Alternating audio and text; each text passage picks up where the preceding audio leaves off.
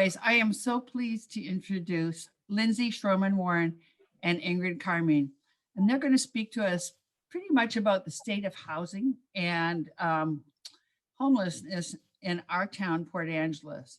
I think that this is a really current topic. I know it's a very current topic because of some initiatives that are coming up and going through. So without further ado, I'm going to introduce Ingrid first. Ingrid grew up in Tacoma and raised her daughters in Fresno, California, where she developed a small pest control business. She ran the business for 19 years, serving large clients, including a school district, a wastewater treatment facility, and the local zoo. She became interested in those experiencing homelessness at a time when Fresno was clearing an industrial area of tents and lived-in structures. People's possessions were removed and demolished without giving them any place to be. Others who were active in helping the homeless became her friends and they shared ideas and experiences that she is bringing to our town now. She returned to the Pacific Northwest when she retired and now lives in Port Angeles, enjoying this wonderful climate. She's come to know many of those experiencing hopelessness through volunteering at Taffy, Food Not Bombs, and having the community's first little free pantry in front of her house. And thank you for that, Ingrid. We had a wonderful presentation on the pantries recently. And then Lindsay Schroman Warren. I've been an acquaintance of his for many years and always admired his focus. He believes housing is a human right. He grew up in Port Angeles and now works as an attorney, occasionally volunteering for Clallam Jefferson County pro bono lawyers on eviction and debt issues, and also serves on the Port Angeles City Council, Association of Washington City's Legislative Priorities Committee, the OLECAP Board of Directors, and Washington Low Income Housing Alliance Public Policy Committee.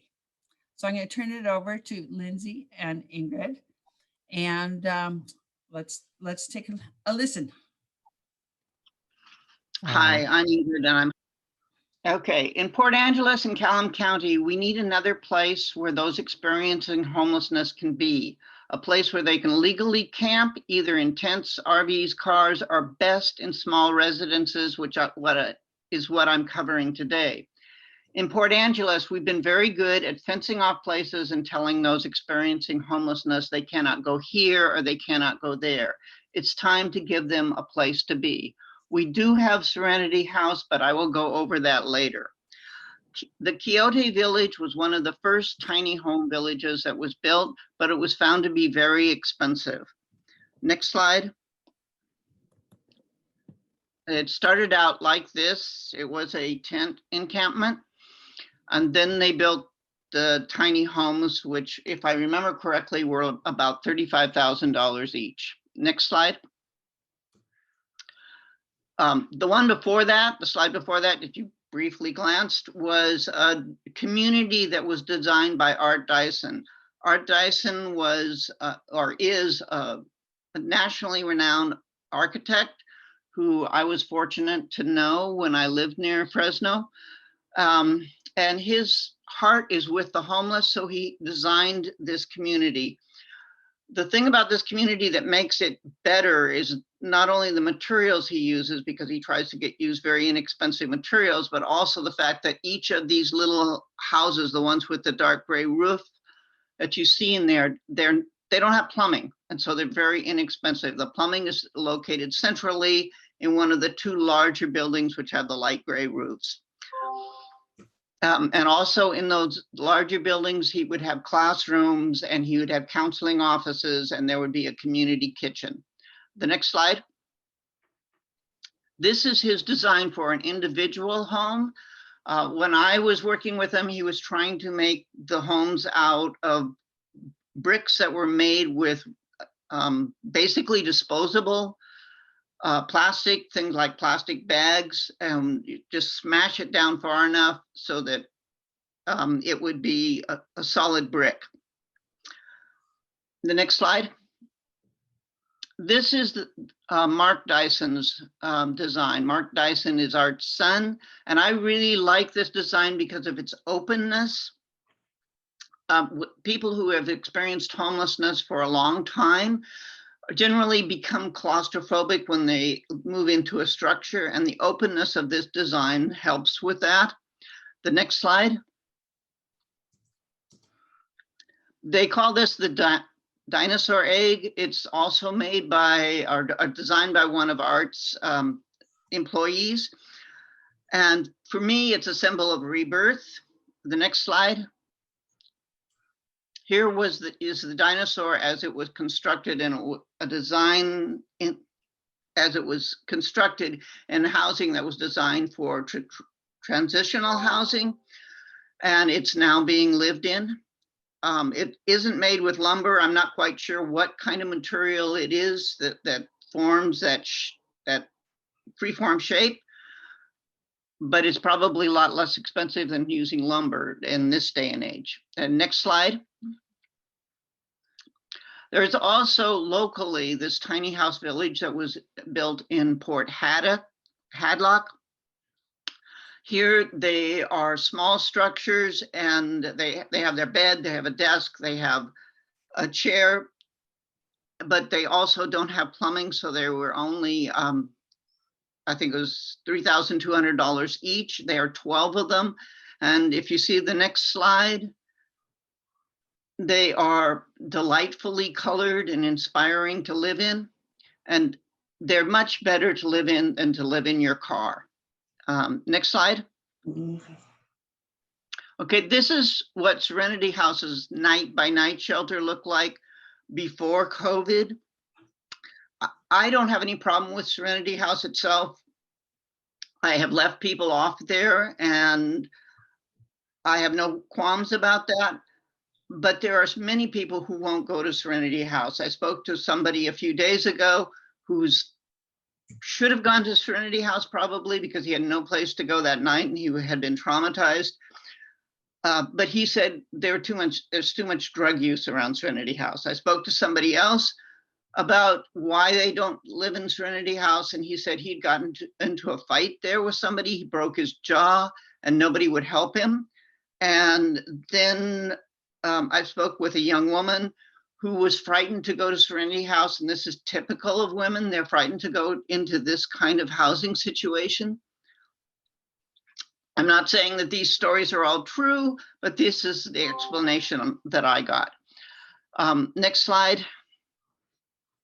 And this is Jefferson County's winter shelter. It has the same problems. It doesn't inspire the individuals who live there to move on, but it's certainly better than sleeping out in the snow during the winter. So we can give our citizens and our neighbors a better place, better living situation. I think that we should advocate for something like this, which is much less expensive than actual tiny houses where they all have their own individual plumbing. And now, Lindsay, it's yours. Thank you, Ingrid. Thanks for that. Ingrid is my neighbor a few houses away, and it's really awesome to just walk out on the sidewalk and see folks accessing like the little free pantry that Ingrid has at the door. And yeah, so thank you.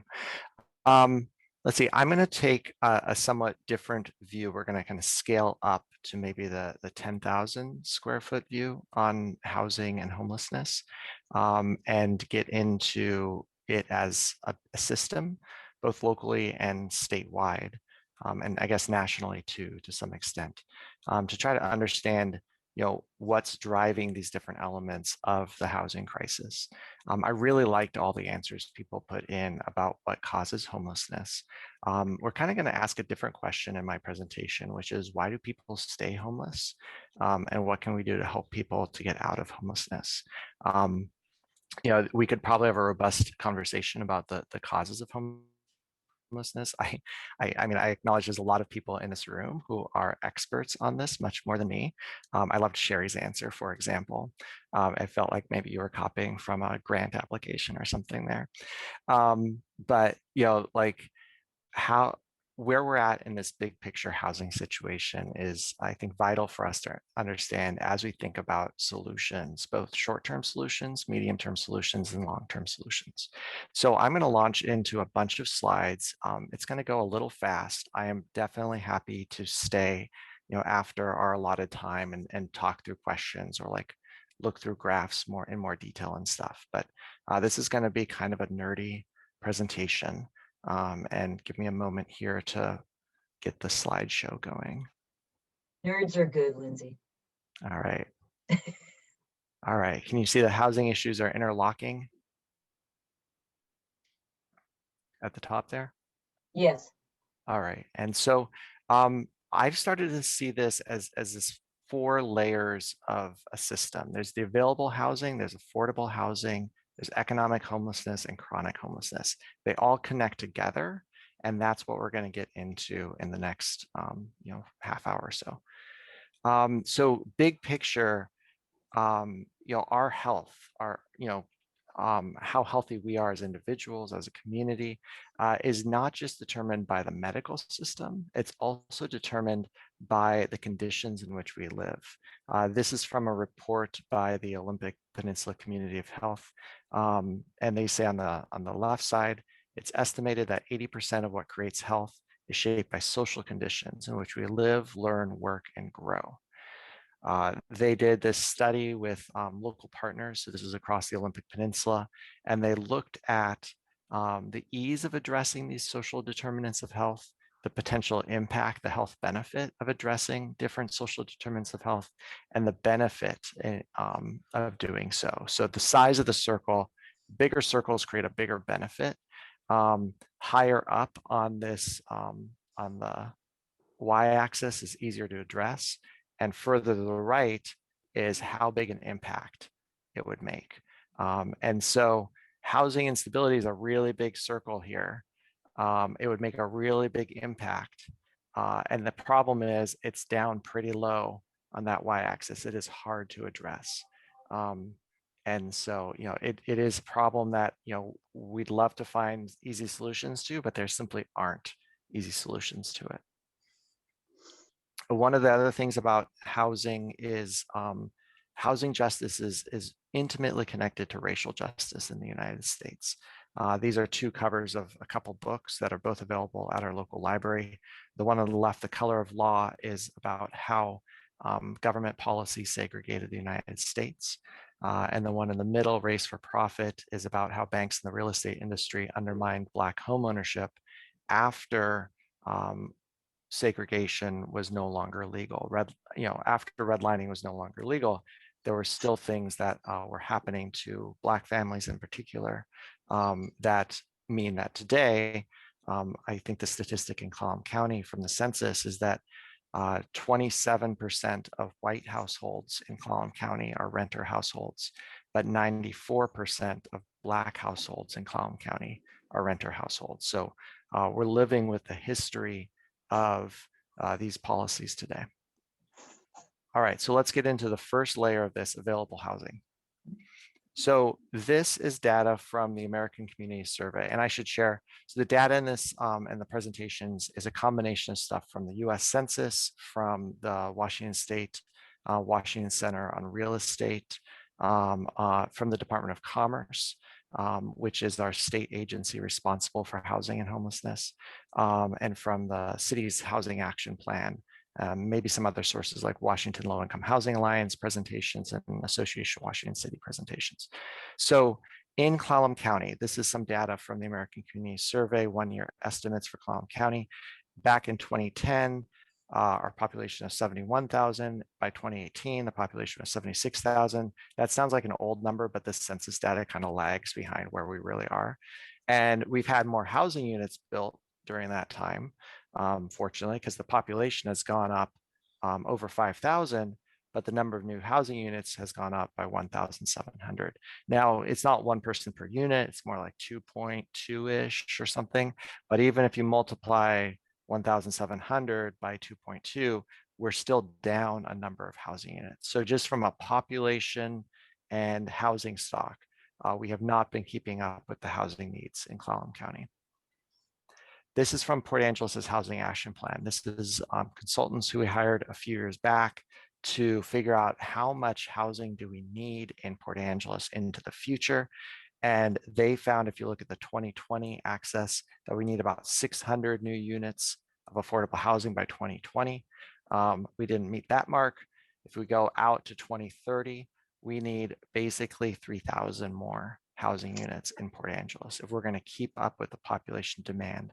And this gets segmented out by multifamily, attached family, single family, and stuff like that. But the point is that we need a lot more housing.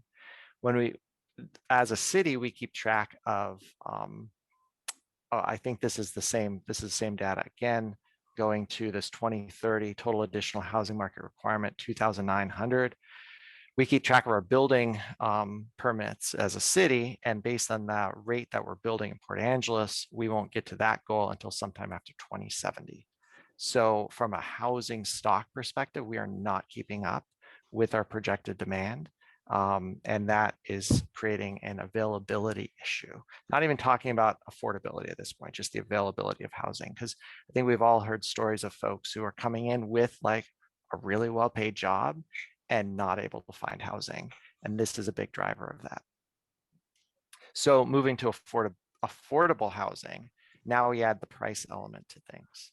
So when we're talking about rent, the vacancy rate, the number of available rental units that are currently vacant, and the price of rent are inversely related.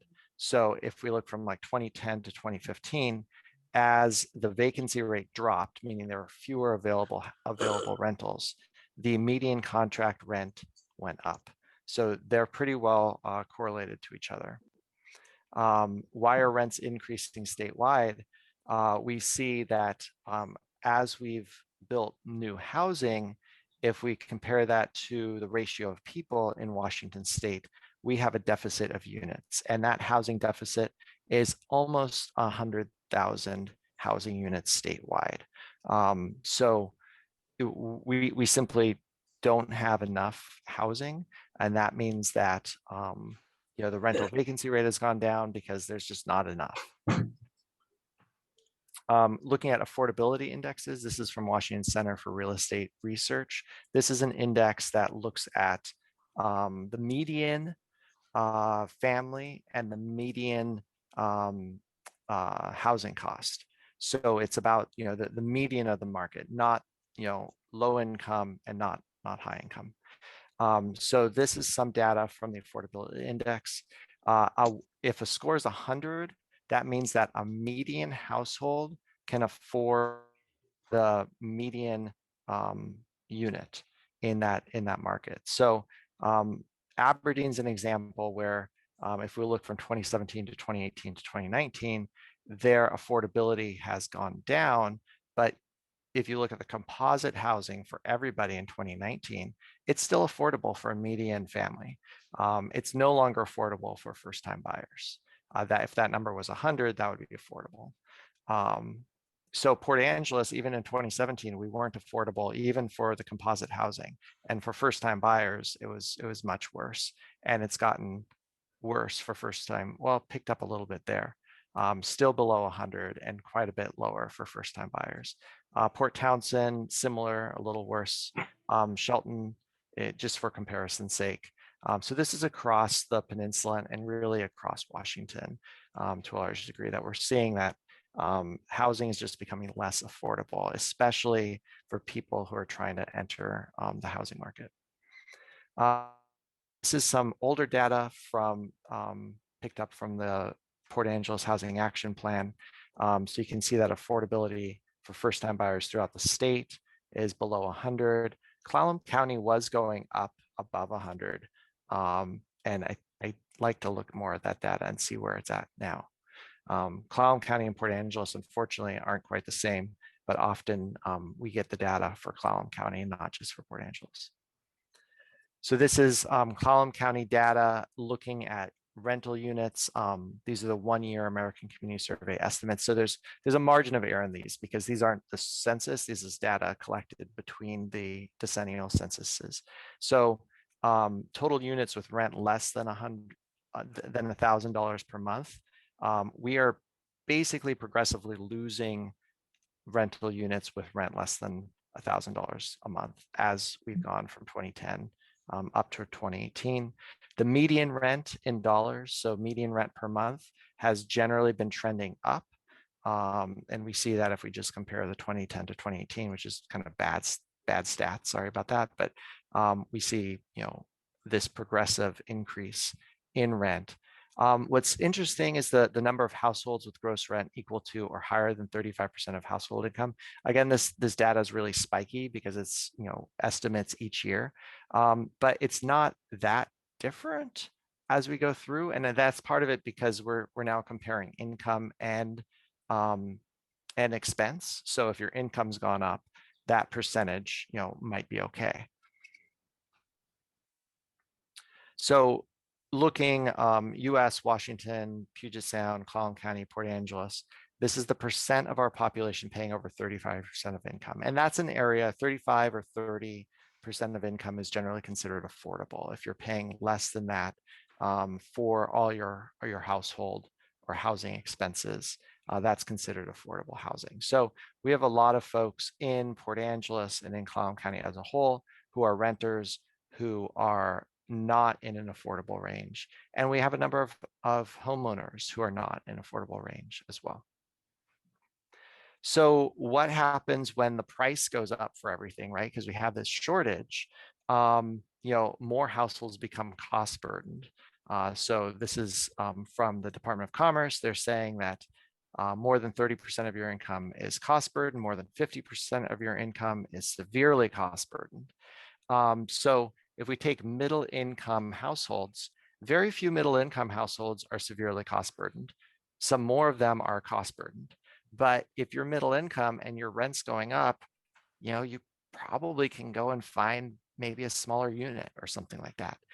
If you're low income, more people are cost burdened. And as you get into very low and extremely low income, a higher percentage of people become cost burdened.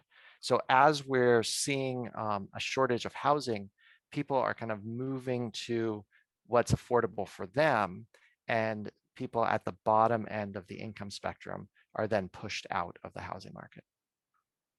So this is showing that relationship between incomes and rent. And this is where we're starting to get into the difference between median and the lowest quartile. So the 20% of the population who earn the least. So median rent has been going up by about 30%. Middle income has gone up by about 10%. So even if you're a median, you're not keeping up with the rent, with your income going up. If we then look at the lowest quartile of rent, it's gone up 20%. But people at the lowest incomes, they're really just, kind of about where they were in 2016, 2017, right? Like this income has not gone up. So we're seeing the significant gap in incomes for everybody, but in particular for the people who are poorest. This is, I'd like to explore some data shared by the Department of Commerce. Ted Kalor is a data geek who heads their housing work at Department of Commerce. So this is one of his slides. This is trying to figure out what drives housing price increases and what else can you do to compensate for it. So when you increase the number of jobs, rent also increases. It doesn't increase at the same rate as the number of jobs, but your rent is going up too. So you're kind of chasing your own tail, but you are getting ahead.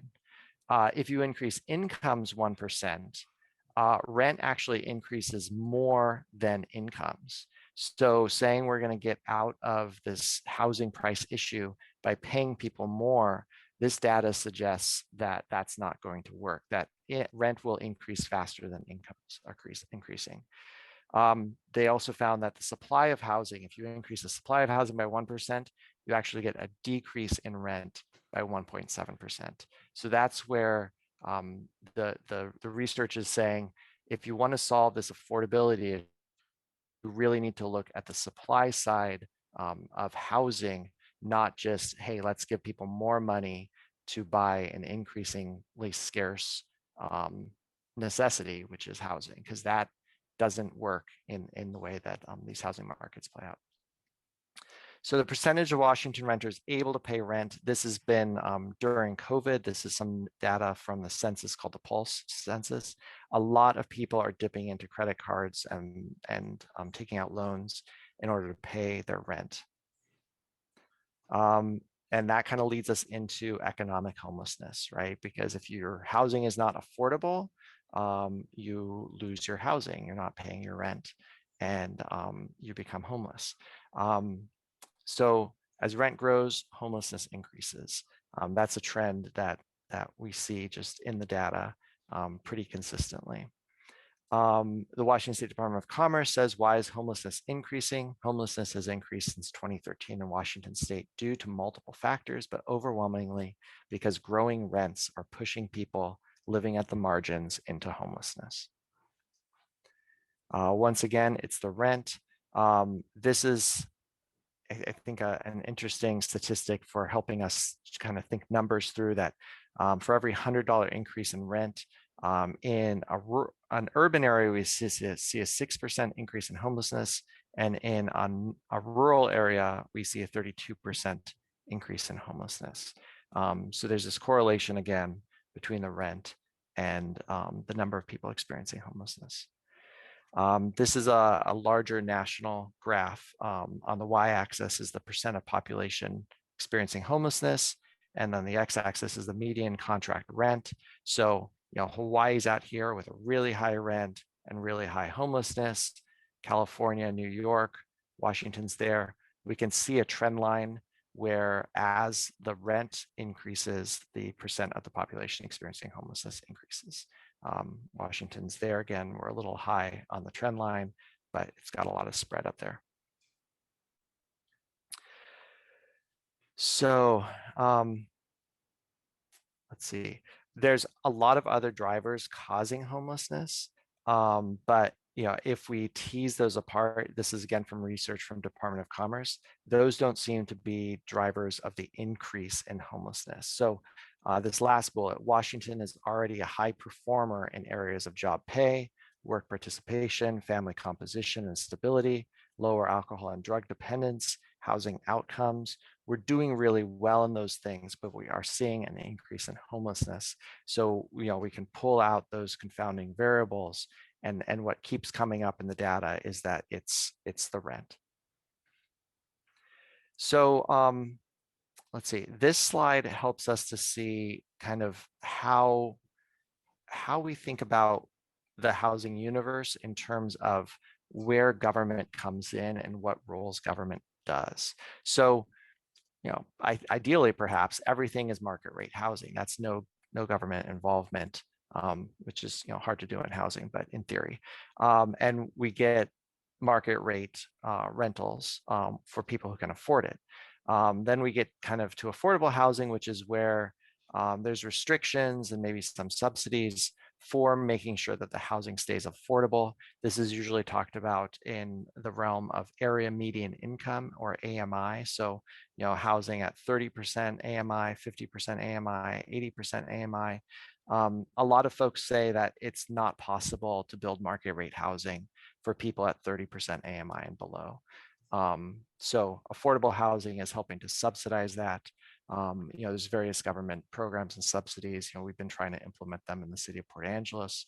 The state is, I think, trying a lot more as well in the last recent years, as this has come to be a huge issue. Subsidized housing is putting additional resources in to providing rents to try and help people pay no more than 30% of their income in rents and utilities.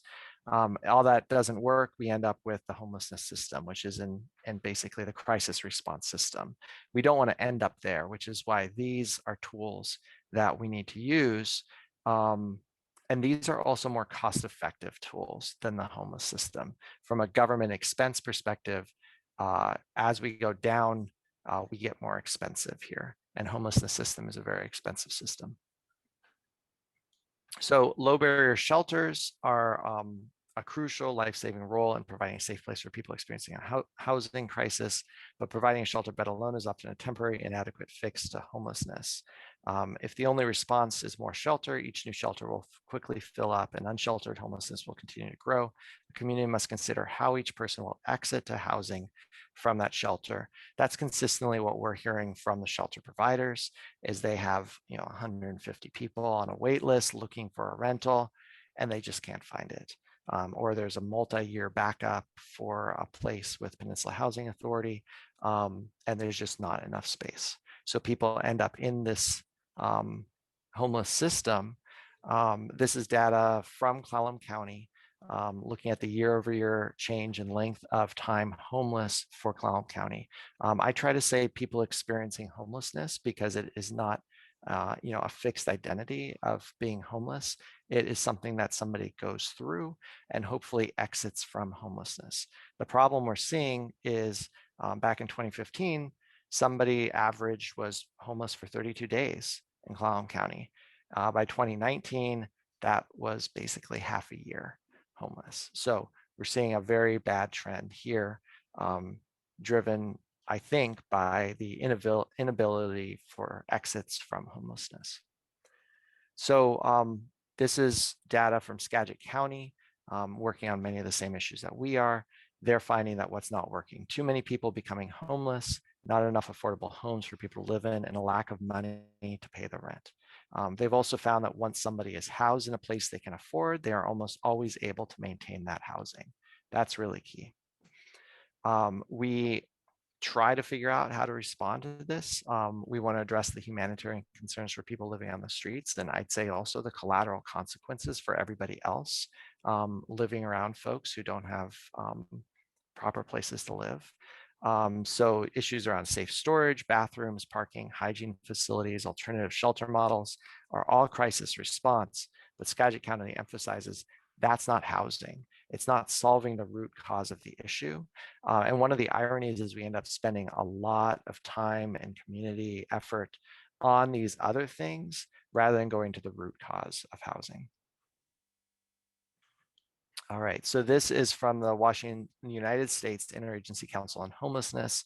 And this is back in 2018 when a lot of cities and counties were trying to figure out, what do we do with this increasing number of people living on the streets and considering setting up sanctioned encampments or safe zones. And the Interagency Council on Homelessness says, hey, look, we know you want to help, but remember, as we respond to the crisis of unsheltered homelessness, we must not repeat past mistakes of focusing only on where people will be tonight. We must simultaneously be focused on where people can succeed in the long term, and we know that is permanent housing. So we can think of outdoor shelter as a continuum. There's, living unsheltered in a tent, on a camping spot, somewhere, sanctioned or unsanctioned. There's communal camping, usually sanctioned or unsanctioned, various options, tiny house villages, small houses or cottages, affordable housing, permanent supportive housing, scattered sites, market rate, all that. This is a continuum. It's a triage continuum. So some examples from South Puget Sound in Olympia. Olympia has been a few years ahead of responding to the unsheltered homelessness issue in their downtown. And they converted a parking lot into a legal camping site downtown with about 80 sites. They provide basic hygiene. They help people get stabilized off the street and out of unsanctioned, unsheltered homelessness. From there, ideally, folks are able to transition to the Plum Street Village, which is a tiny house village that Olympia has, provides more stability. And then ideally, people are able to exit from homelessness. This is still homelessness, but it is much better than that, right? The problem Olympia is seeing is that they don't have enough exits from homelessness into permanent housing. So, they say since they started in February 2019, this slide's from last year, 20 people have moved to permanent housing. So the system backs up because we don't have enough exits from homelessness. These are other examples of tiny house villages in Seattle built by the Low Income Housing Institute. As I think Ingrid shared, these can be fairly aesthetic. They are very low cost to assemble. They're doing them for $2,700. That's mostly materials because they're done with volunteers. You often have a community space or some kind of gathering space that is plumbed, as Ingrid described.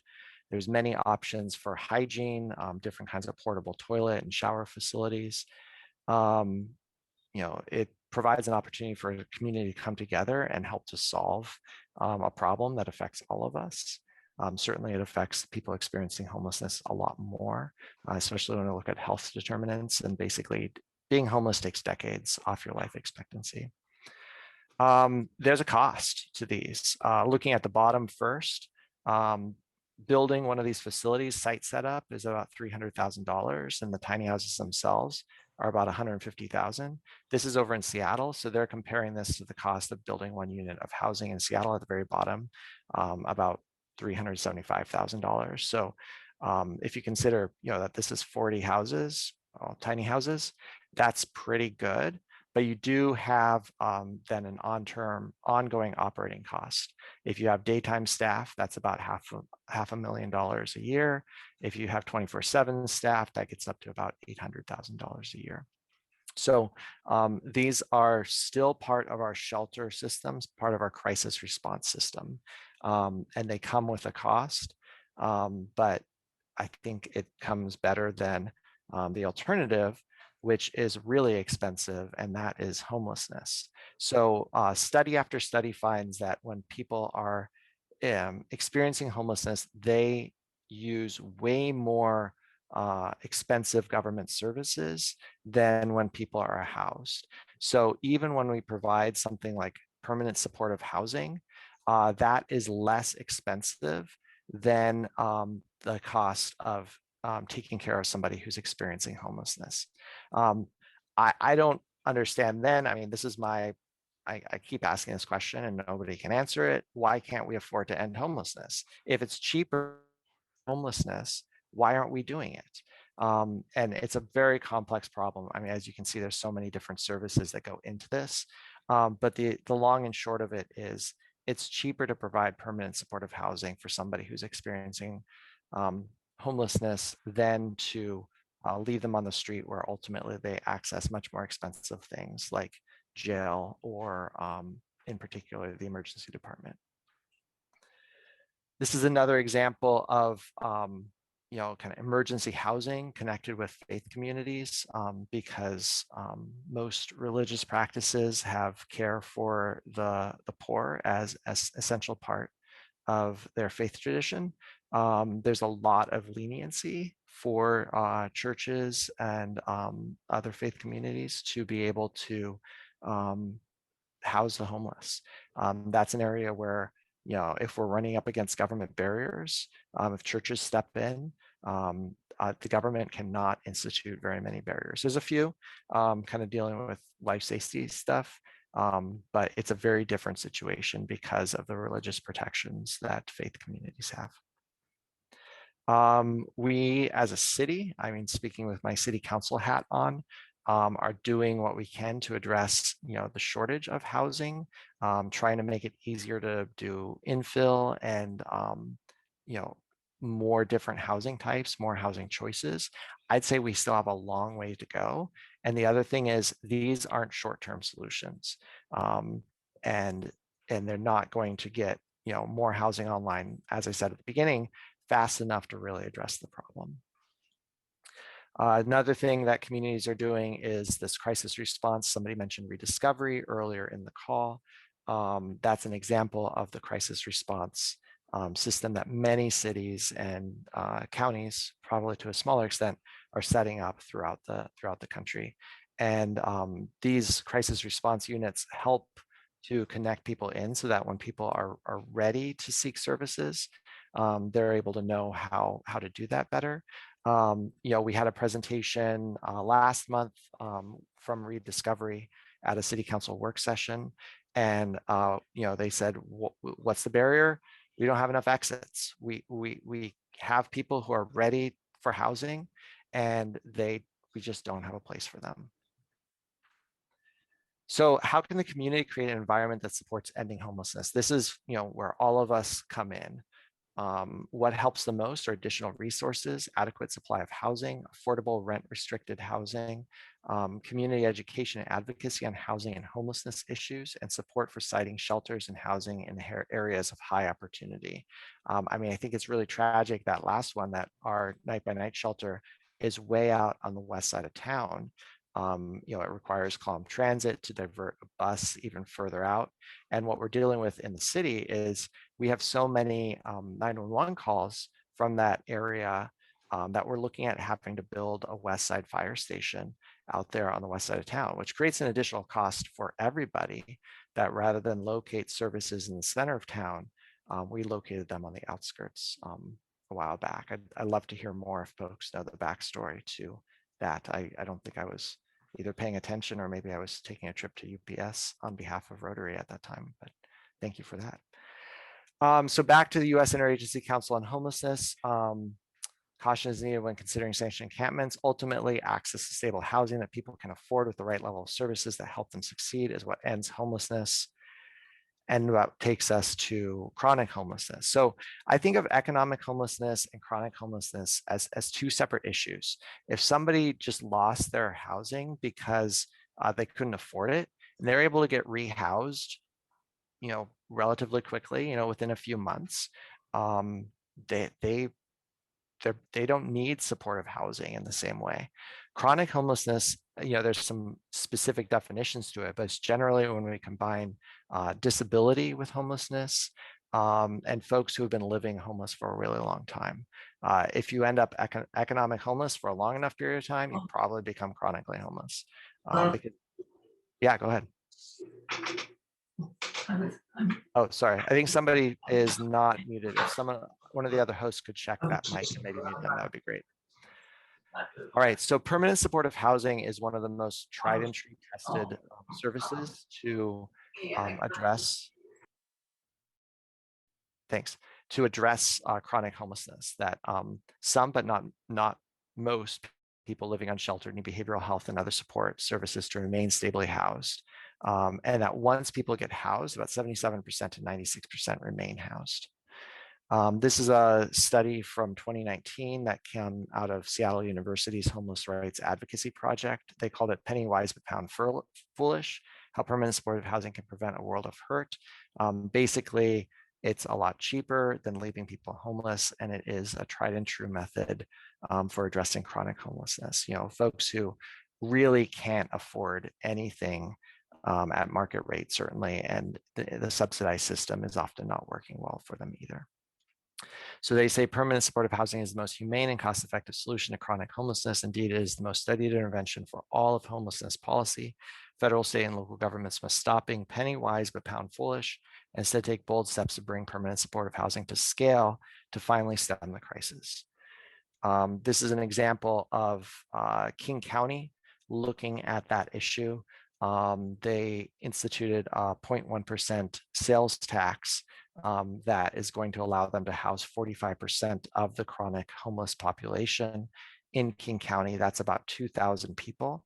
And their basic strategy, based on the market conditions of various things right now, is to buy no longer used buildings like hotels, motels, long-term care facilities, use those as non-congregate short-term shelter, and begin to transition them to permanent supportive housing facilities where people have their own room and are able to be in a setting where it's possible to provide support services as well. This is again from Association of Washington Cities. And one of the lessons that we're learning in all of this is that doing nothing is the worst action. And you can't address homelessness without taking on some risk. I think that's a challenge, you know, especially for governments. We look at risk and say, well, do we want to take this on? And somebody needs to act. And as a whole community, we're all facing a lot from our experiences with homelessness. All right, and this is the like really bad news, is that everything you just learned was true before COVID. So over the last year, a lot of people have been unable to afford rent. The graph shows that in Washington, there's somewhere, well, I think we think today there's somewhere between 9% and 13% of Washington residents are not caught up on rent. That per month has been about $150 million. So there's over $1 billion of rental arrears, past due rent that's not paid. Right. And so I ran the numbers recently looking at census data, and if it's 9% between Clallam and Jefferson counties, that's about 1,100 people. And if it's 13% between Clallam and Jefferson counties, that's about 1,600 people in our two counties who are behind on rent and thus would be eligible for eviction when the eviction moratorium ends. The state legislature did just put in place a number of bills that will hopefully provide a fair off-ramp to the eviction moratorium. I'm happy to talk about that more, although I haven't read them all yet. But it's a huge mess, and I think we're going to be dealing with the rental arrears from COVID for probably several years. Because I don't think we've fully solved it, or the legislature hasn't fully solved it in this session. All right. I think I just kind of said that part. So that's my contact info.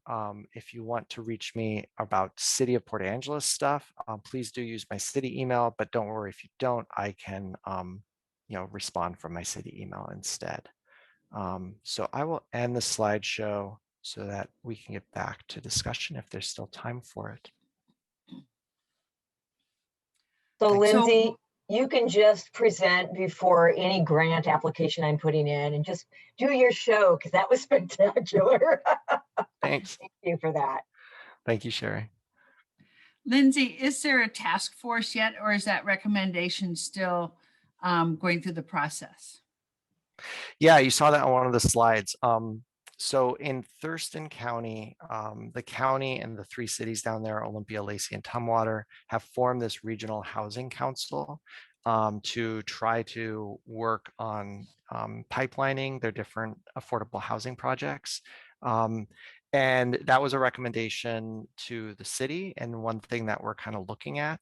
I talked to Mark Blatter, who's over in Port Townsend, who is doing the finance consulting for OLICAP's affordable housing construction over there.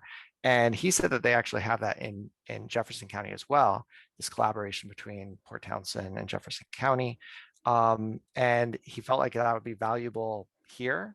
And it would be valuable even for us to collaborate between Port Angeles, or between Clallam County and Jefferson County, the whole North Olympic Peninsula. But he said that what would be helpful before we do that is to have everyone bring resources to the table. And the thing that we haven't yet done locally is that Clallam County has not enacted that 0.1% sales tax for affordable housing.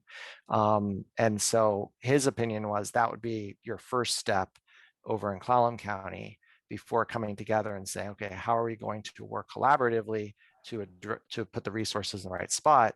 Let's first assemble our resources. So right now, between the county, the city, SQUIM, and Forks, we have about $500,000 to address for affordable housing. If the county put in place that sales tax, that would be an additional probably $1 million. So it would be a substantially bigger amount for us to be able to work with. I see Tyler's got his hand up. If it's okay for me to just call on Tyler. Rebecca had her hand up. Okay, first. I will not try to facilitate. I'll let somebody else do it. Sorry, Tyler. Rebecca. Thanks so much. Lindsay, are you going to be attending the Housing Summit conference that's coming up? Yeah, I signed up for the housing. So in case folks don't know, United Way of Clallam County has bought a bunch of spots for this national housing conference that's taking place a couple days at the beginning of May. And yeah, I'm planning on attending that. And then the hope is that we're going to have a local housing summit following that. And for us in the city council, we're going to send 3 folks, and we'll figure that out on our next council meeting on May 4th. Okay. Tyler? You're on mute, Tyler. I have a couple questions. Number one is, since sales tax was most recently discussed, as a way to fund homelessness. It's no secret that the state of Washington has one of the most regressive tax systems in the country. And a large part is due to sales tax. And proportionately to one's income, sales tax taxes the poor more than it taxes the rich. So why is that an adequate way to fund homelessness when you're going to be taxing as a percentage the poor people more than the rich? Why not look at a tax at like Airbnb, which is going to be more likely to tax the wealthy, and they're taking up affordable permanent housing as it is? That's question number one.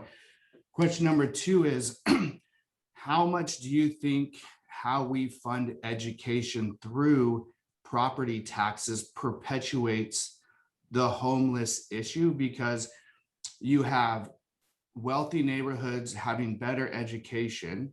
When people get educated, they want their kids to be educated, so they move into wealthy neighborhoods where there's good education. And it creates this gap, not only a wealth gap, but an education gap in our country. And when you go back to redlining, to me, that's where a lot of these issues stem from, is how we fund education, and we tie it to housing, which is directly tied to income. Is that, do I get to answer that? That's incredible. Yeah, Tyler, your second part, I don't know that I can add more to it than what you said, because I think you hit so many issues there spot on. I mean, economists have found that the things that determine whether you'll go to college are things that happened before you were born. You know, whether your parents went to college is one of the strongest determinants of whether you'll go to college. So it's like, you know, we have this system that we've inherited these inequities, and if we continue to perpetuate them, we're just staying in the situation we're at. The sales tax issue is sticky, as folks know. As Tyler said, you know, Washington has one of the most, if not the most, regressive tax system. Basically, like the poorest 20% of Washington residents pay about 17% of their income in taxes, and the richest 1% of Washington residents pay about 3% of their income in taxes. So it's not even a flat tax. It's just like blatantly regressive. So the legislature did try to address that with a couple tax measures, a working family tax credit, which I think passed, and then the capital gains tax, which would tax about 0.2% of Washington residents on stock trade earnings.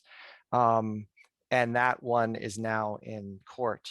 The state was promptly sued over the capital gains tax. So that'll be up to the courts to decide if that's legal in Washington's constitutional system. But yeah, I think the overall tax system is a whole separate issue. Now, as far as sales tax for it, you know, I talked to recently, like Washington Physicians for Social Responsibility about this, and they categorically oppose regressive taxes like sales tax, but they also understand the issue around housing. The reason I point out that 0.1% sales tax is that's one of the few tools that the state legislature has given local governments to be able to use. In Washington, generally, the state says, here you can order from the menu, but you can't order anything off the menu. Like, these are your options for, especially for fiscal policy like taxes. So that's one of the tools we have that we just haven't employed yet locally. The voters of Port Angeles actually passed it by 56% back in 2019. And then in 2020, the state legislature said, this doesn't have to go to the voters. It can just be passed by the legislative authority. So yeah, I think it would be great if we had more progressive tax options. And unfortunately, that's just not the option in Washington because of how we structured local government authority, which I'd love to talk about for like 5 hours.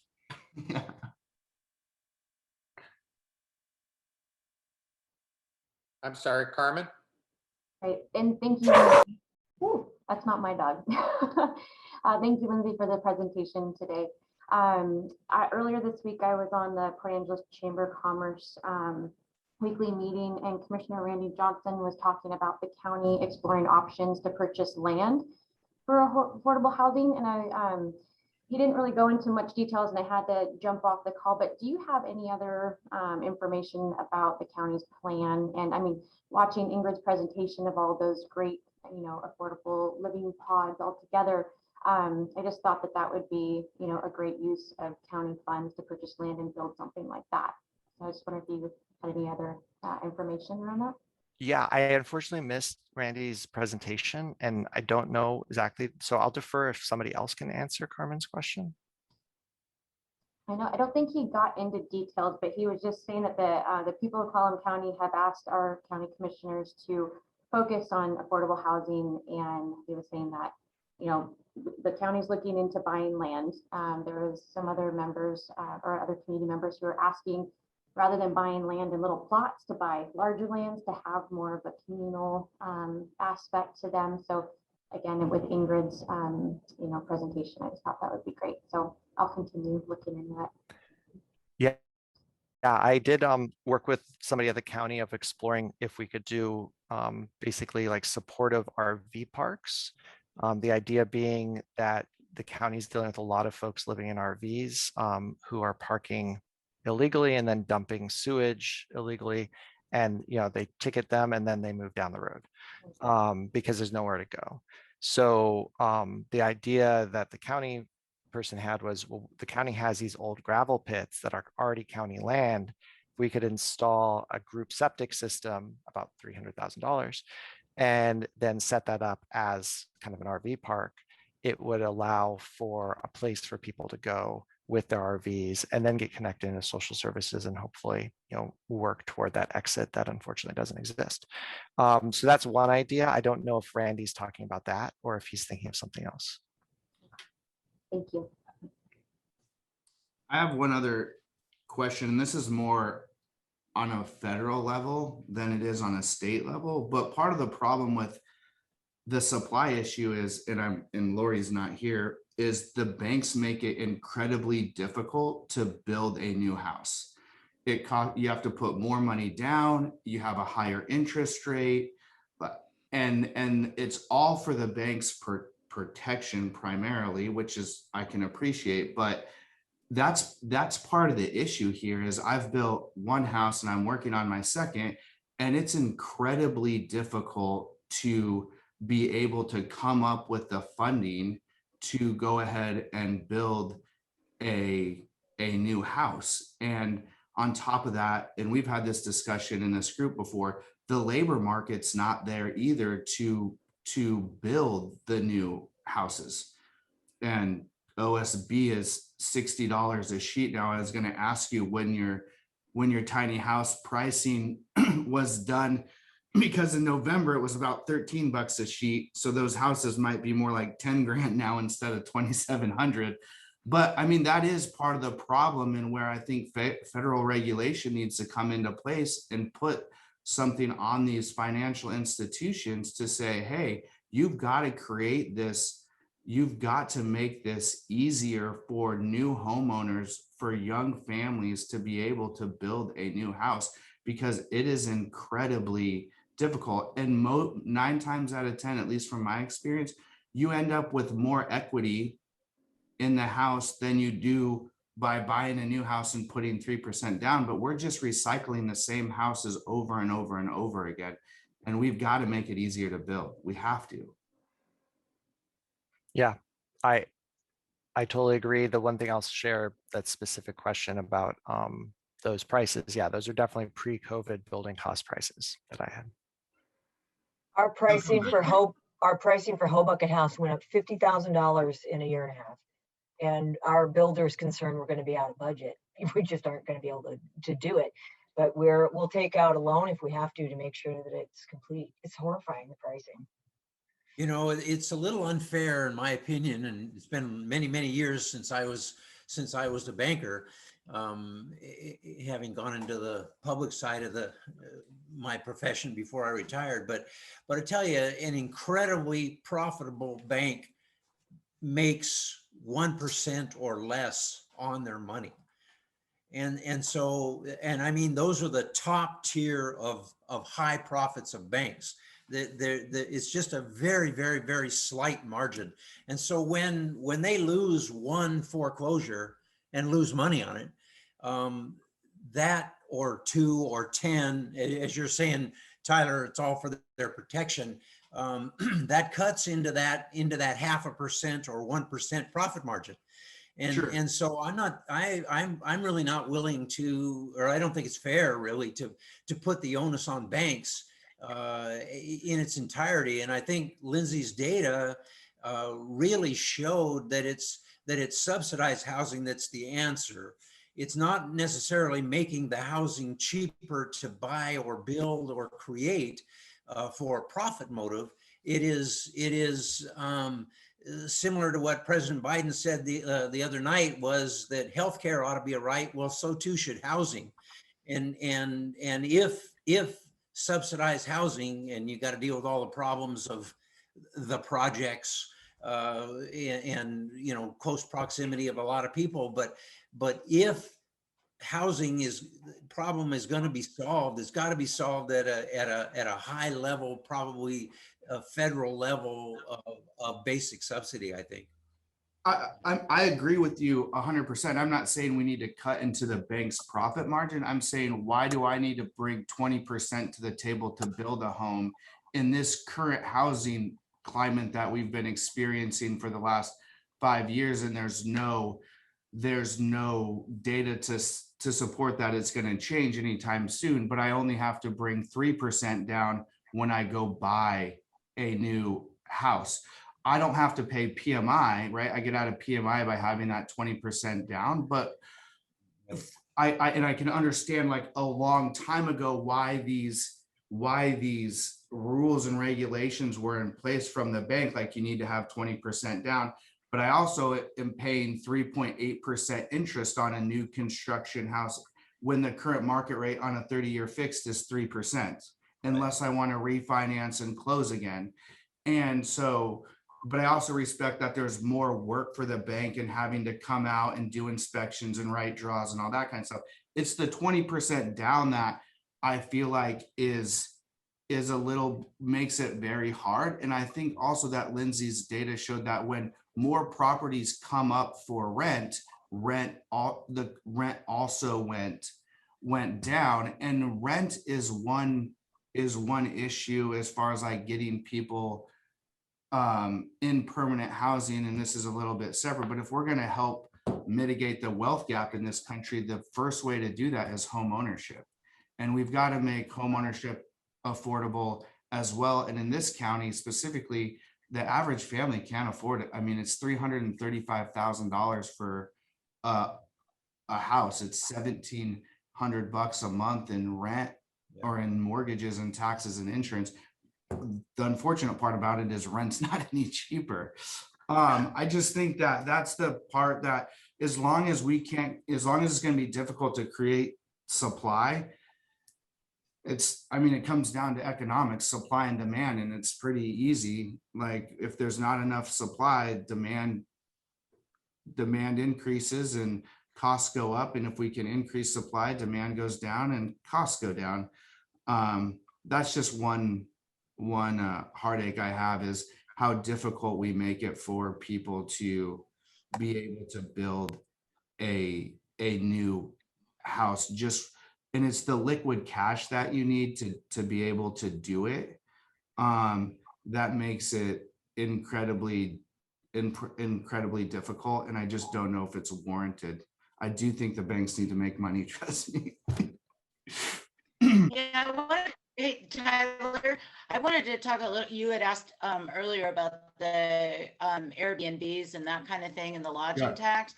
I had talked to representatives Chapman and Theringer, I don't know, maybe 2 years ago, about was there any possibility of trying to divert any money from the lodging tax to housing because of the incredible amount it was impacting our shortage. He said there's really, it had come up a few times, but there was really no appetite for that. I will say that one of my Oh, this was pre-COVID, and I know a lot of people have gotten out of VRBO, Airbnb. Maybe not a lot, I don't know how many it is, but pre-COVID, there were 300 houses between PA and Sequim that were Airbnbs. And my friend just bought a place in Bainbridge, and they will not allow anybody to rent out a new home for at least 1 year. And that's to take, to get speculation out. And they do not allow Airbnbs. And that is something that the city could do to dissuade people from just buying up inventory to make a profit on. And I mean, it is a huge, huge problem. That's 300 houses less that we have for our own residents. And yes, we want to be able to attract tourists. That's a big part of our economy. I understand that. But they're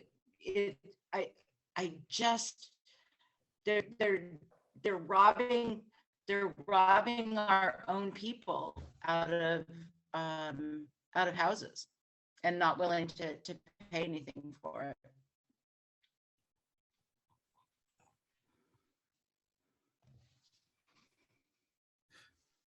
It's a balancing act for sure. And I think if you go look at what's going on in Bend, Oregon, and I'm gonna head out too. I have to go to work. And I will say PBH right now, we're exploring doing a huge build. And we're gonna see, what we can do and what's realistic. But we've got a very robust homes outreach team too. Rediscovery, we work with them as well.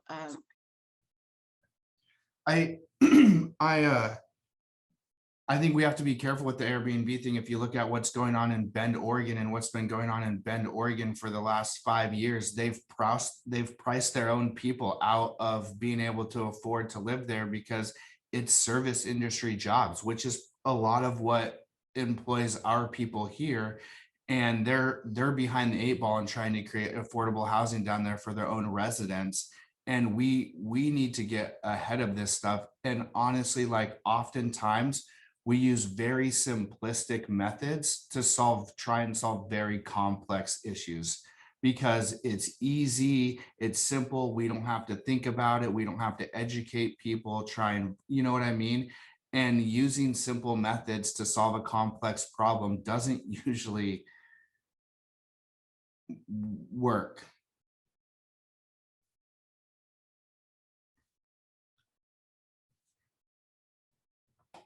Kathy.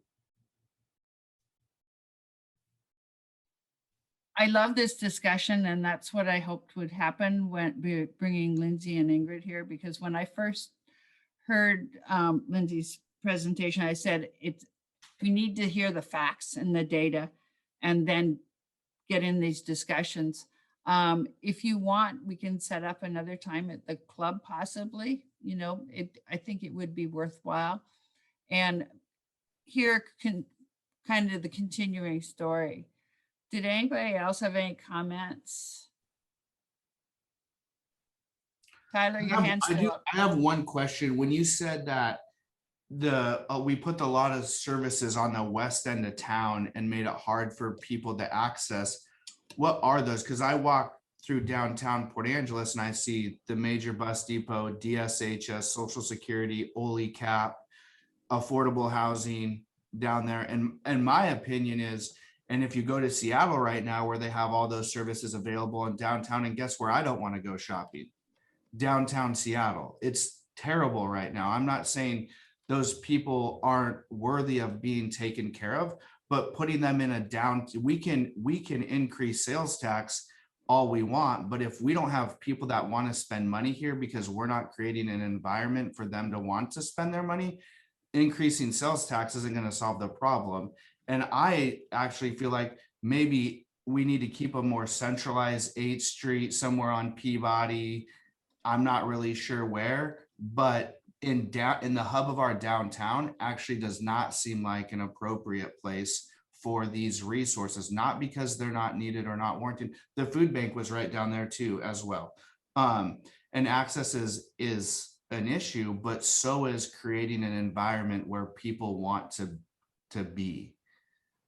Yeah, I wasn't suggesting downtown would Yeah. be the right spot. I mean, I think as a city, my impression is that we located the night by night shelter where there was probably greenfield, where it was easier to build, and kind of out in the industrial part of town, which I don't think is the right location, but it happens in many other cities as well.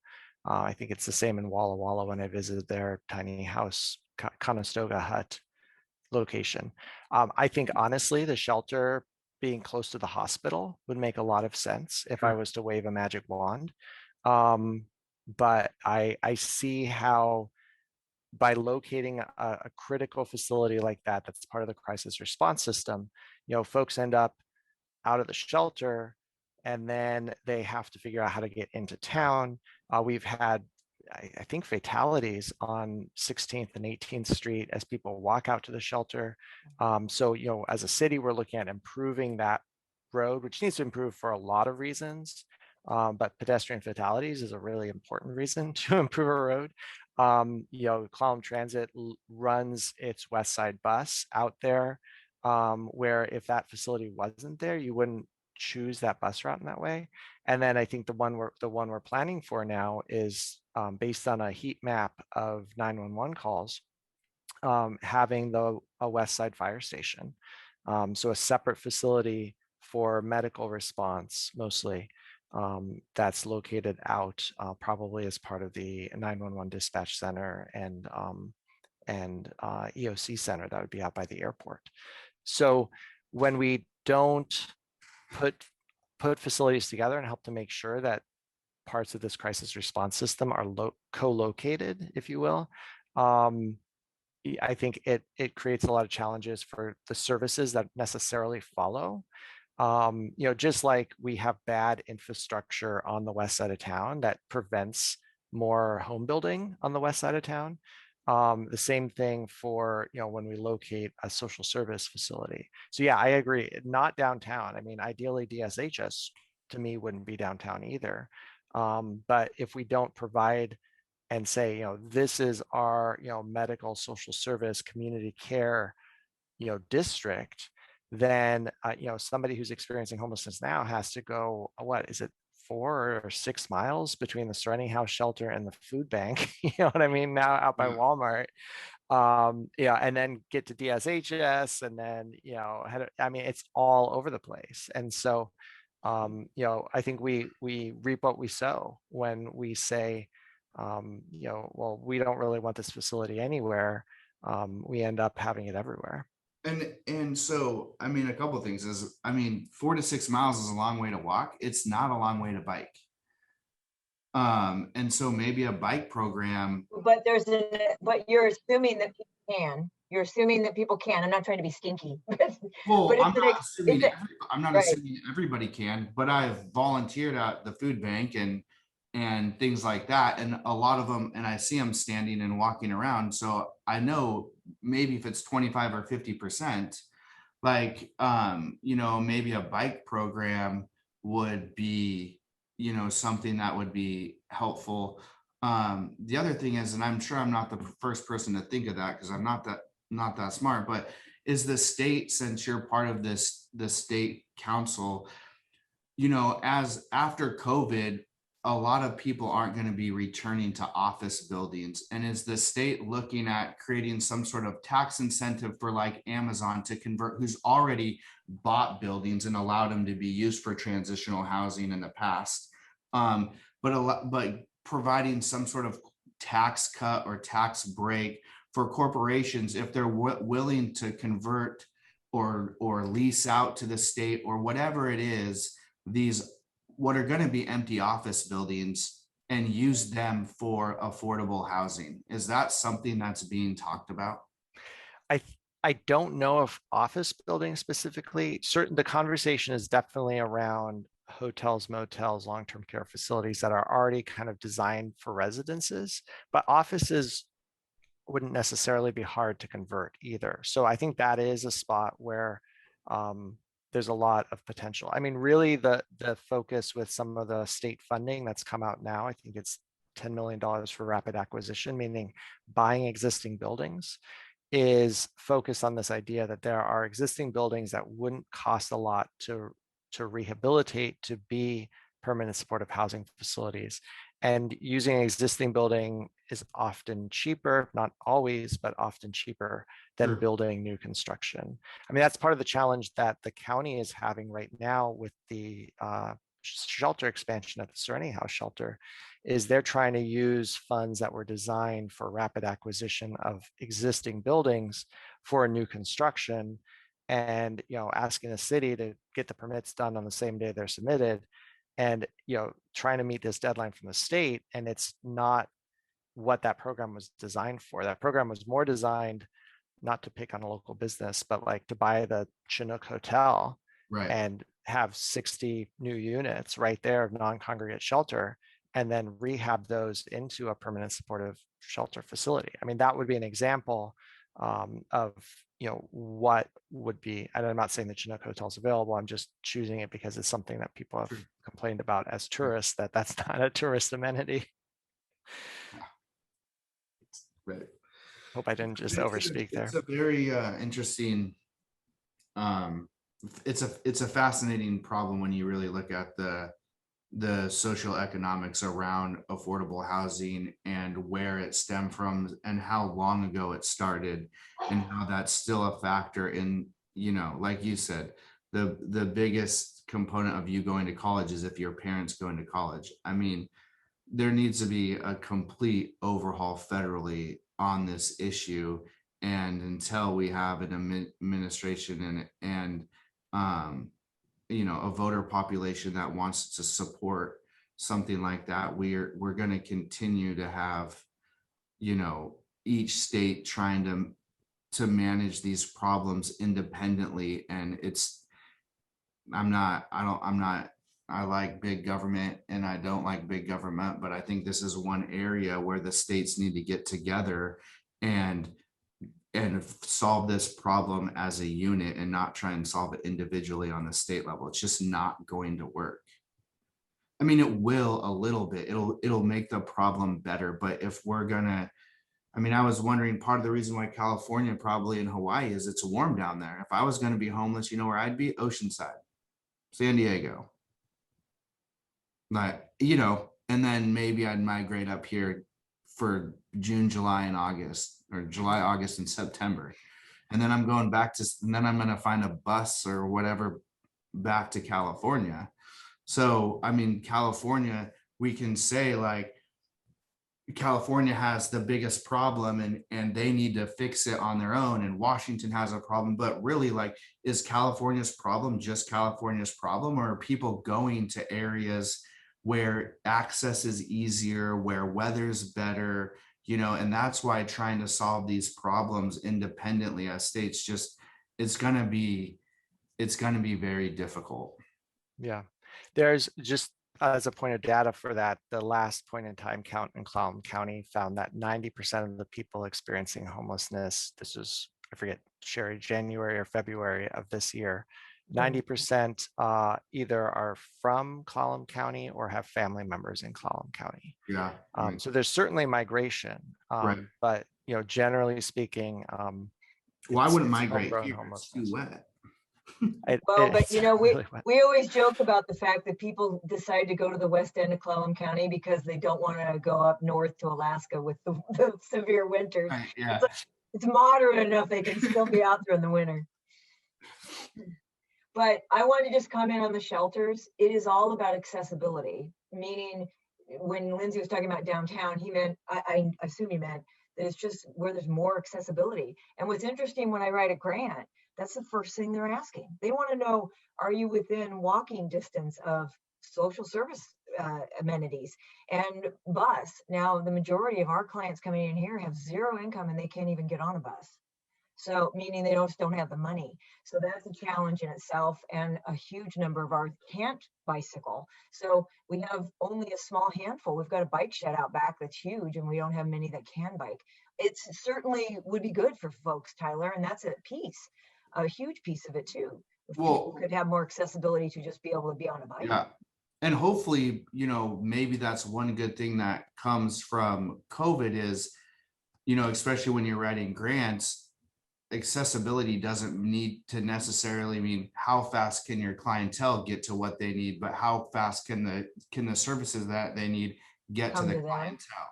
Yeah, well And said. maybe It's true. that's something that we've hopefully can build off of with COVID. I mean, I know the food bank had to address that issue. I'm sure you had to address that issue out there. And so maybe that can be part of the solution in accessibility. It doesn't necessarily always have to be how do they get to the services. True. Well said. I'll add too that transit and access is also part of housing, not just shelter. There's a new phrase, I don't know how new, maybe not that new, transit-oriented development of planning your development and particularly your densities based on how people can travel around a spot. That we have tended in the last 50 years or so to put new high density buildings, multifamily buildings on the outskirts of Port Angeles. You look at Port Angeles' zoning map and it has these pockets of high density housing, like a ring around the city. And from a urban planning perspective, that doesn't help because it creates more demand on the transit system. And then we have to bring services out rather than creating walkable, livable neighborhoods in the center of town that are ultimately going to be more cost effective. There's a whole critique. This is coming from the organization called Strong Towns, which is a great spot for looking at kind of this larger urban planning issue and the sustainability of it financially speaking, that the way that we've developed cities is not financially sustainable. In Port Angeles, we're looking at a $76 million transportation backlog of maintenance, and that's just for streets. And in 1 year, our streets budget is, I don't know, $5 million or so, right? So this is a structural problem that is not specific to Port Angeles, but is this larger disinvestment in infrastructure. But part of what's fueling it is that our development model in the second half of the 20th century was not financially sustainable. It was being subsidized, and now that those subsidies have stopped, the local governments have just been racking up debt, trying to figure out how to pay for it, or not racking up debt and deferring maintenance, which can only last so long when you come to streets. I have a question about siting of affordable or subsidized housing. What has the effect of NIMBYism been in our community on this issue? Sorry, I think my internet cut out right in the middle of your question, so I missed the key point. Yeah, that's too bad. It was a brilliant question, but anyway. Say it again. Just say it again. I wanted to get your perspective on how much NIMBYism has had an effect on siting affordable and/or subsidized housing in our community. I don't know our community specifically, but I was just listening. I'll grab another podcast episode from that Niskanen Center. And these researchers have looked at that question, nationally, not, in Clallam County, and found that the more regulations that provide public comment into a particular project, the less affordable housing you have, as just an overall trend. That people generally support affordable housing, but just not right next door. And so, we need to figure out a public process that allows us to design the city that we collectively want to see, but then doesn't involve those pressure points that can allow people in a particular block, for example, to prevent a duplex instead of a single family building going in on that block. And I think that's a challenge because it goes to issues around democracy and community participation. And generally the planners mindset is more community participation is better. But the political science research is finding that community participation leads to less affordable housing. So we need to rethink that issue. And so I'll find that one and plug that in. There was something else I wanted to say about that, but I can't remember. Oh, so one solution to it is to look at, kind of the next level by right. And I need to explain what I just mean there. So right now in Port Angeles's code, in most of the residential zones, a duplex is a conditional use, meaning there's a public process that goes into getting that duplex approved. Why isn't that just by right? So in most of these areas, the blocks are already full of single houses. Going to the next step up, which would be like a duplex or adding an ADU, that shouldn't be conditional. That should just be you have the right to do that. If you wanted to do a 20-unit apartment building, well, that's going to go to more of a process and a public process, because that block has all single family residential houses right now. So that's jumping more than just the next level. But that next level should be by right is kind of the take home I got from the political science research. Well, and this is quite a few years ago, but when Maloney Heights in Port Angeles was first being developed, I had attended, because I've been on the homelessness task force, and I attended a SQUIM city council meeting just talking about promoting this kind of housing within our county. And a city council member actually said publicly that they didn't want to have that kind of housing in SQUIM, and that the workers could live in Port Angeles, and then they could then go to SQUIM to work back and forth on the bus. I was so horrified. I know there's been quite a shift in SQUIM mentality and in people that are representing the government there, I believe, in the last 12 years. But it really stuck with me, because that was not just next door to me. They're like, we don't even want this in our community, and this is an elected official. So it was a horrifying thing.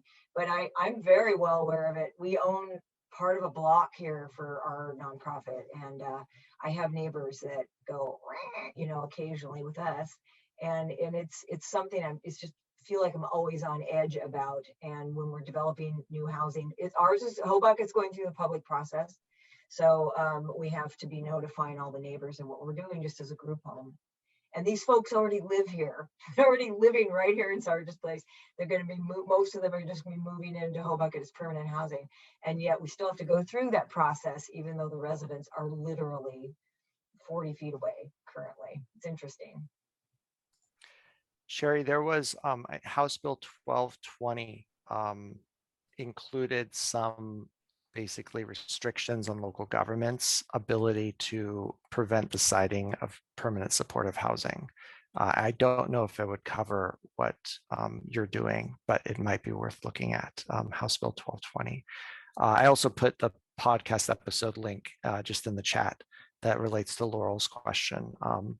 And I found it really fascinating and a challenging question around local democracy and solving this issue, but happy to talk about that more with folks. Oh, and Kathy, you're still muted. Great questions. Tyler from has a Tyler. question.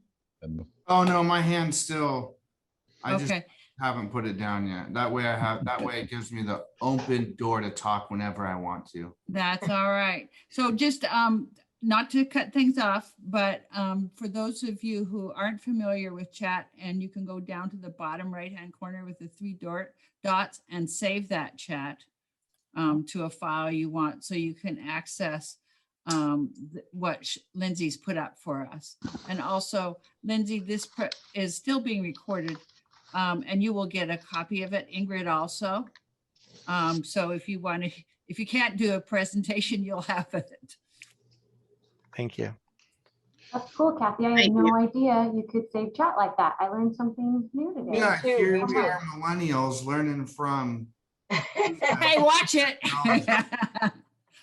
I remember when you were 2. Great stuff from everyone, especially Lindsay. Thank you. Oh yeah, awesome. Thank you, Lindsay, so Yeah. much. Yeah. Yeah, very good. I knew it was a good one when I first heard it. So thank you. And you've done changes on it, I believe. So thank you so much, Lindsay, for all your efforts. Yeah, And that was just amazing. And I really think we need to follow up on this in future programs. So you can expect Kathy and me to be plotting. We'll stalk you. Actually, Yeah. we will be stalking to see what's going on in the future. And, you know, there's already, you know, been inroads, and thanks for sharing on what's going on locally. Anything else? John, you were going to say something? No, it's just very impressive. Tyler had some excellent questions too. Yeah, Really- thank you, Really Tyler. good stuff.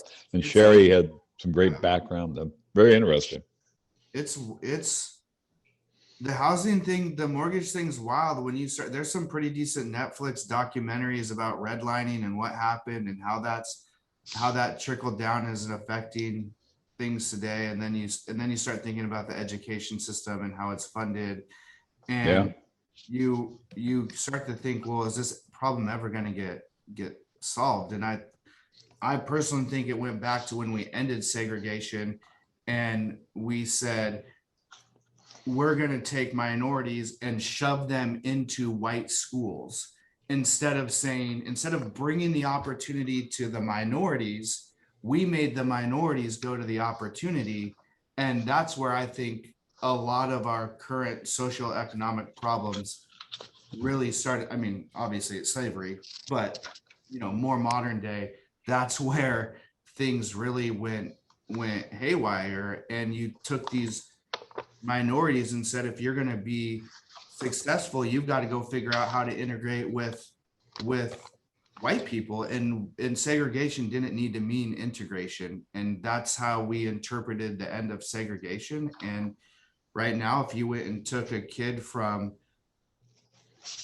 Nia Bay and plugged him in the Woodinville school district and said, that's how you're going to get your opportunities, he probably wouldn't be very successful there. And that's unfortunately what we've done and said, if you want an opportunity, you've got to go find it. We're not going to bring it to you. And that was the same with the Indian system in Canada. Yeah. With that, we're coming up to the full hour. Thank you so much, Lindsay. Yeah. Thank you, everybody that's on the call and contributed. I've learned a lot today. Yeah. Thank me you so too. much. Yeah, very. Thank you for having Thank you so Ingrid and I. much. Yeah, that Thank was you. great. Thank you so much.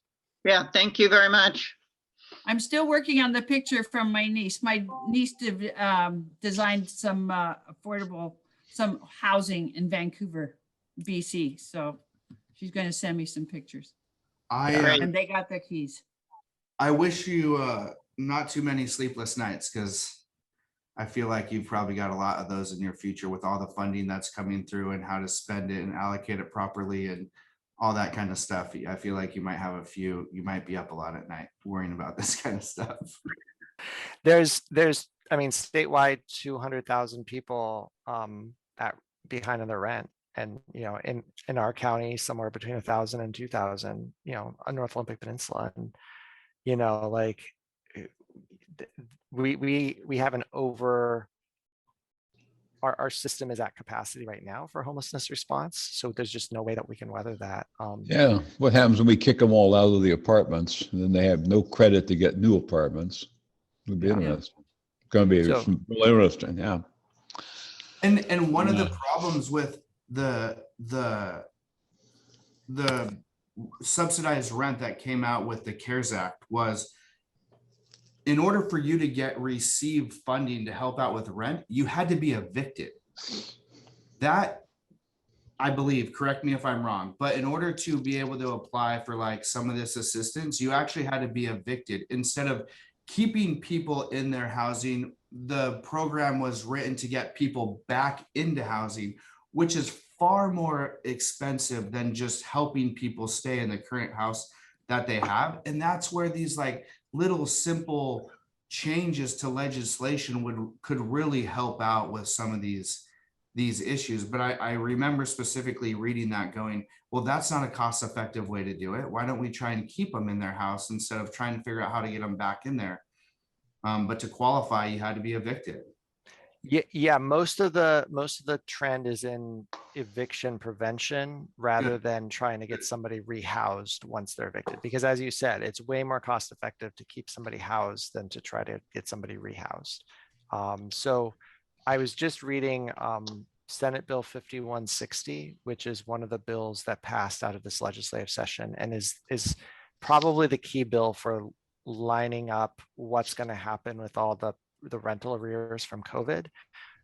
And so once the eviction moratorium's over and then 6 months after, landlords are going to have to set up a repayment plan with tenants.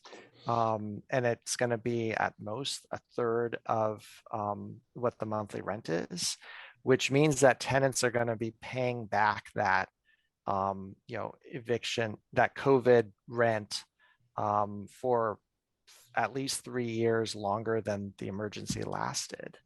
And then, you take somebody, if you've got somebody who's, say, just to make the math easy, paying 60% of their income in rent already, and then they have to tack on an additional third of that for the next 3 years, that's 80% of their income.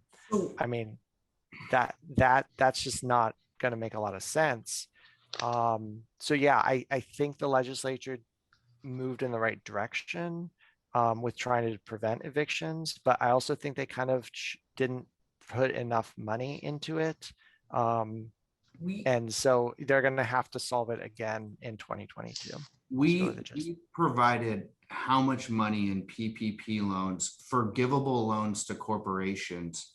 Why not create some sort of tax credit for landlords that are willing to write off this rent? I mean, I'm all for capitalism, and I completely understand that a lot of these landlords are carrying a mortgage and they need this income to pay for that. And who knows how many of those guys are now behind.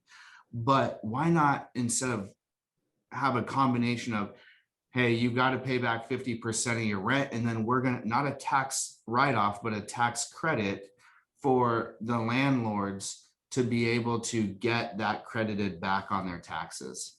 That's a federal issue, though, not a state issue, because again, we don't have a state income tax to credit. So that I guess actually that monetary policy wouldn't even exist for our state, because what would we credit them? We can't. It'd have to be on a federal level. That's, I mean, doing it as a tax credit makes a lot of sense. And I don't know what I really haven't followed federal policy on this, but we're going to need some kind of big federal bill around housing and COVID rent. And that seems like it would make a lot of sense what you described. Okay, folks, I gotta go. Thanks for this discussion. And spending the extra hour, because it's a very interesting topic. So I really appreciate you taking. Absolutely. And we will come back again. Yeah. Lindsay, we won't call you back right away, but we do want to have some updates. Yeah, and I really enjoyed this discussion as well. Tyler, it's great to talk with you, and happy to talk more about this.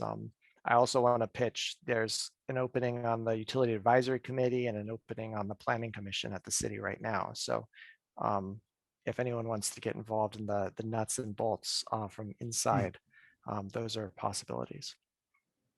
Thank you so much. Thank you. Thank you.